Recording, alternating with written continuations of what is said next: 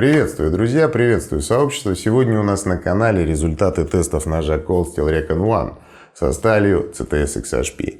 Сталь CTS XHP производства компании Carpenter. Этой компании преподносится как либо высокотвердая нержавейка, вернее даже одновременно высокотвердая нержавейка, или инструменталка с высокой стойкостью к коррозии. Конкретно в пресс-релизах идет упоминание о сходной износостойкости, как и у стали D2 инструментальной, так и сходной коррозийной стойкости со сталью 440C нержавеющей. При этом рабочий горизонт твердости у стали, насколько я понимаю, от 60 до 64 единиц по Роквеллу. Точных данных, какая конкретно твердость на ноже Recon One, ее нет. То есть есть упоминания различных магазинов, что здесь 61, 62, 62,5, 63 единицы. Но на момент, по крайней мере, съемки обзора, на сайте Cold Steel, в их каталогах этой информации нет. Поэтому мы можем только предполагать.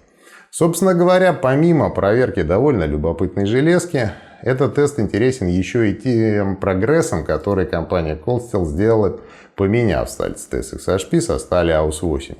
Я думаю, в будущем у нас получится проверить именно Recon One со стали AUS-8, и мы получим полное представление. А частично, сравнивая, например, со сталью AUS-8 на ноже Ontario Red One, мы получим уже сейчас. Но давайте начнем, как обычно, с удержания, эргономики, баланса и прочего.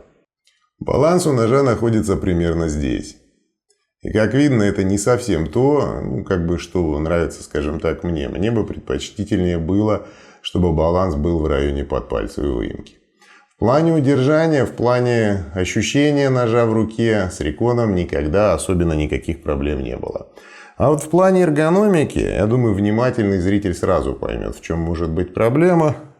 Когда мы делаем вот такую конфигурацию выемок, мы должны быть морально готовы к тому, что это может в какой-то степени отыграть в определенных хватах. И действительно, именно эта выемка создала больше всего проблем.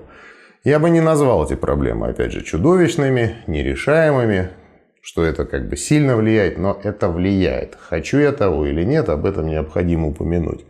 Сведен нож в 0,8 мм в основной части режущей кромки, вплоть до 0,9 на кончике.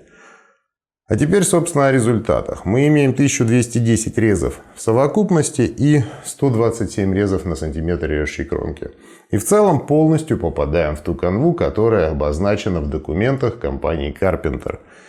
То есть мы находимся посередине между 140 резами Junkyard Dog со сталью CPM D2 и 110 резами Benchmade Bond Collector со сталью просто D2.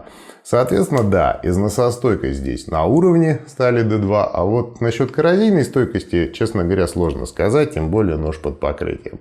Тем не менее, железка пока работает, не то чтобы в рамках ожиданий, или выше ожиданий, или ниже ожиданий, она работает нормально. Что будет дальше, посмотрим. Спасибо за просмотр, пока.